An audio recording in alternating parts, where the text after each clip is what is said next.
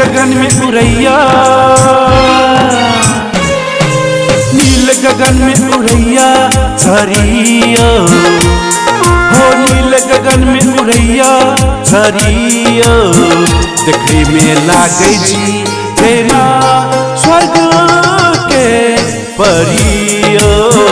देखे में लागे जी जेना स्वर्ग के परिया। नील गगन में उड़ैया, हो नील गगन में उड़ैया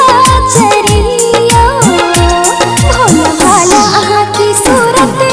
दिल में बस गेल आहा की मूर्तिया, भोला भाला आहा की सूरत दिल में बस गेल आहा की मूर्तिया। नील गगन में उड़ैया,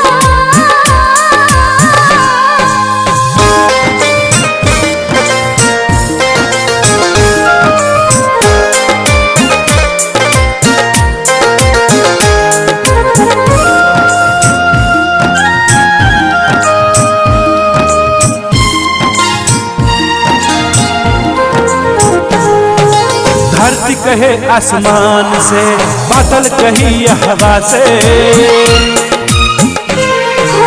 धरती कहे आसमान से, बादल कहे हवा से,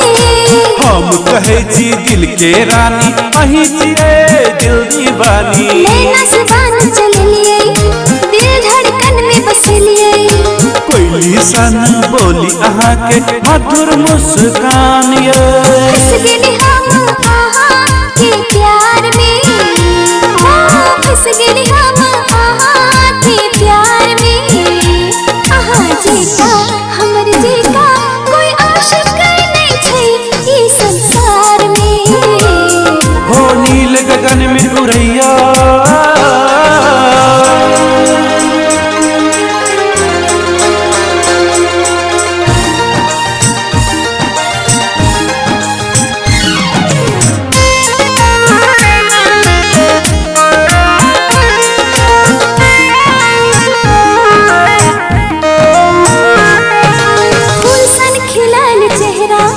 मौसम देखो सुनहरा,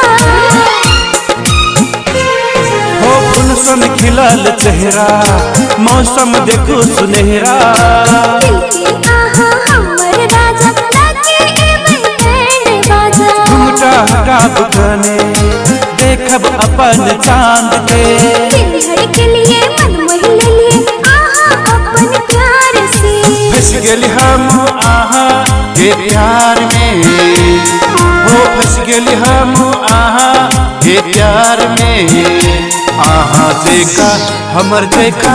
कोई आशिक नहीं छै ई संसार में, हो नील गगन में उड़ैया छरिया, भोली भाली अहाँ के सूरत दिल में बस गेल अहाँ के मूरत यो, भोला भाला आहा की सूरत